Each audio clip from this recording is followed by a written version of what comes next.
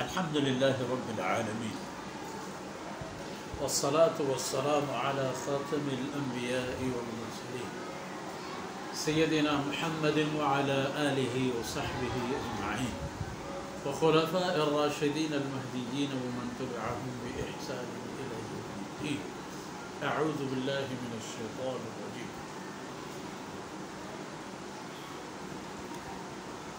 كلوا وتمتعوا قليلا إنكم مجرمون ويل يومئذ للمكذبين وإذا قيل لهم اركعوا لا يركعون ويل يومئذ للمكذبين فبأي حديث بعده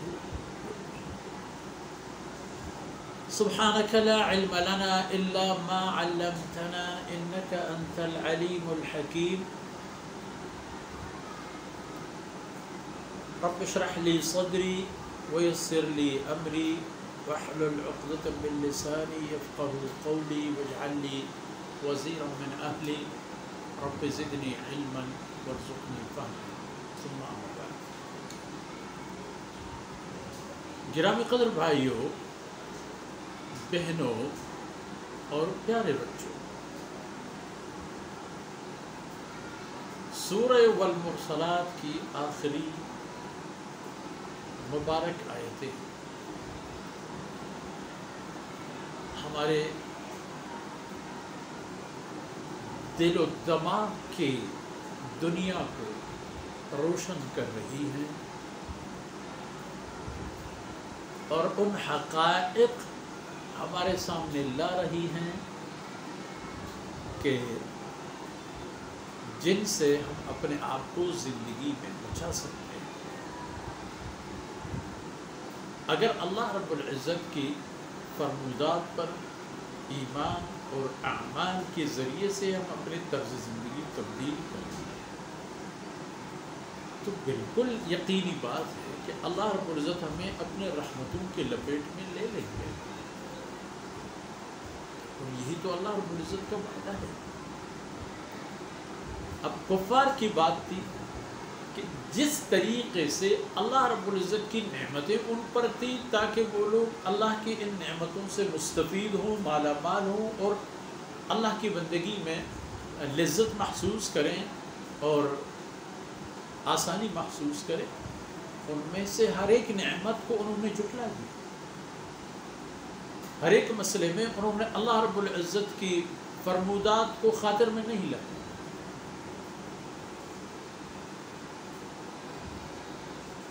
تو نتیجہ یہی نکلا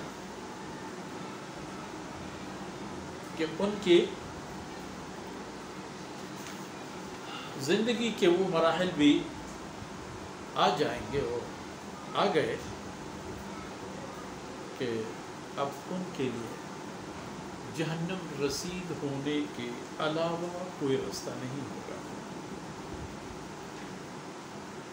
اور بیچ میں اہل ایمان اور ان سے متعلق بھی یہ حقیقت واضح کر دی گئی کہ آخرت میں عذاب ہی عذاب نہیں ہے، نعمتیں بھی نعمتیں، انواع و اقسام کی نعمتیں، اعلیٰ قسم کی نعمتیں، بہت ساری نعمتیں، بہت سارے لوگوں کے لیے نعمتیں.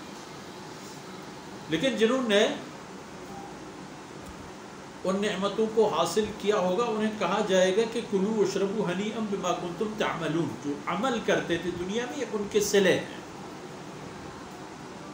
اب دنیاوی اعتبار میں جو لوگ اللہ کی بات نہیں مانتے انہیں وارننگ دیا جاتا ہے کلوا وتمتعوا، خوب عیش کرو، جو کچھ ملے ہڑپ کر جاؤ.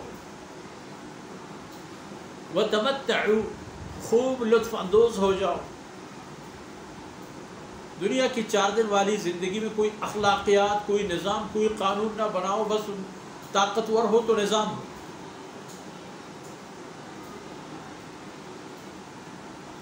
کسی چیز کو زبردستی یا پیسہ یا کسی بھی صورت میں حاصل کر سکتے ہو تو حلال، حاصل نہیں کر سکتے ہو تو پھر حرام. یہ تصور رکھو. لیکن یاد رکھو انکم مجرمون،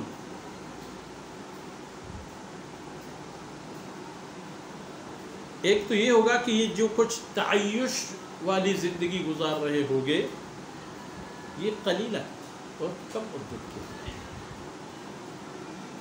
اور یہ زندگی اور اس کی اسٹائل اور اس کو گزارنے کی طور طریقے یہ گناہ ہے، اللہ کی نافرمانی، انکم مجرمون۔ پھر یاد رکھو کہ تم لوگ مجرم ہو اور آ رہے ہو جب اللہ کے بارگاہ تو مجرم بن کے آ رہے ہو، مجرم بن کے اللہ کے بارگاہ میں پیش کیے جاؤ گے اور وہی صلا اور قیمت پاؤ گے۔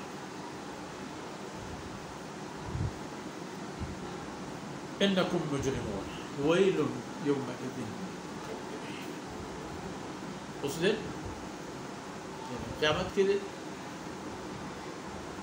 جٹلانے والوں کے لیے تباہی کے علاوہ کچھ نہیں، تباہی ہے اس دن جٹلانے والوں کے لیے، اور وہ لوگ دوبارہ ایک حالت ان کے لیے منعکس کیا جائے گا، اذا قیل لهم ارکعوا لا يرکعون، ابھی ان سے کہا جائے کہ بھئی نمازیں پڑھو تو نماز نہیں پڑھیں گے، اور عجیب عالم ہے، دنیا میں ان سے کہا گیا تھا کہ نمازیں پڑھو، نہیں پڑھ چکے، اس حکم الہی کو خاطر میں نہیں لائے۔ قیامت کے دن انہیں کہا جائے گا کہ ارکعوا لا یرکعون، وہاں نہیں کر سکیں گے، رکوع نہیں کر سکیں گے۔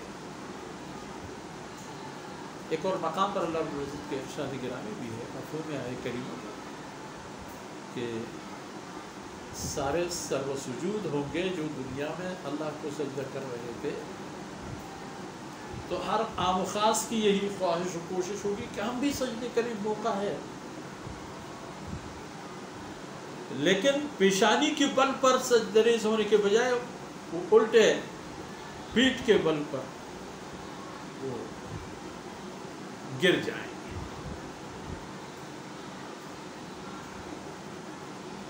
وَإِذَا قِيلَ لَهُمُ ارْكَعُوا لَا يَرْكَعُونَ، جس طرح دنیا میں انہوں نے سجدہ نہیں کیا، آخرت میں سجدے نہیں کر سکے۔ ہاں یاد رکھیے اور ان کو خبردار ہونا چاہیے، وَيْلٌ يَوْمَئِذٍ لِّلْمُكَذِّبِينَ، کہ قیامت کے دن جٹلانے والوں کے لیے تباہی ہے۔ اللہ کے فرمودات کو خاطر میں نہیں لایا، اللہ کے رسولوں کو نعوذ باللہ جھوٹے قرار دیا، اللہ رب العزت کی نازل فرمودہ کلام اور فرمودات کو جھوٹ کہا گیا۔ وَيْلٌ يَوْمَئِذٍ لِّلْمُكَذِّبِينَ، اسی طرح کے جٹلانے والوں کے لیے پھر قیامت کے دن تباہی ہی تباہی ہے، یعنی اتنی تباہی کہ تباہی کے علاوہ کچھ بھی نہیں، اور ایسی تباہی کی جس کا کوئی انتہا نہیں، مستمر جاری ساری، ایک ایسا سفر کہ جس میں کبھی نہایت نہیں، ایک ایسی گردش جو کبھی ختم نہیں، اگر رحمت ہے تو رحمت کی صورت میں دائمی، اور اگر عذاب ہے تو عذاب کی صورت میں دائمی۔ فرمایا فَبِأَيِّ حَدِيثٍ بَعْدَهُ يُؤْمِنُونَ، اب پوری اسی ایک صورت کو اگر لے لیا جائے، کن کن عبرت آور حالات اور ماحول اور کیفیات کو سامنے لا کر انسان کو جھنجھوڑنے کی کوشش کی گئی، لیکن اس کے باوجود اگر ان کے دماغ الٹے ہوں اور ہدایت کی طرف نہ آئیں تو پھر ان کے ایمان لانے کے لیے اور کیا کرنا پڑے گا؟ اور ویسے ان کے ایمان لانے کے لیے اللہ رب العزت کی تو کوئی مجبوری نہیں ہے، اللہ رب العزت کا کوئی مفاد وابستہ نہیں ہے، یہ تو ان کی اپنی سعادت کی بات ہے، لیکن اگر یہ سعادت حاصل نہیں کریں گے تو فَبِأَيِّ حَدِيثٍ بَعْدَهُ، یہ جو آیتیں بیان کی گئی ان کے بعد انہیں اور کیا چاہیے، اس کے علاوہ تو کوئی اور دلیل ہی نہیں، کوئی اور عذر بھی نہیں بچا، کوئی اور ایسی حقیقت بھی نہیں بچی کہ جو قابل بیان ہو اور بیان نہ کیے گئے ہو۔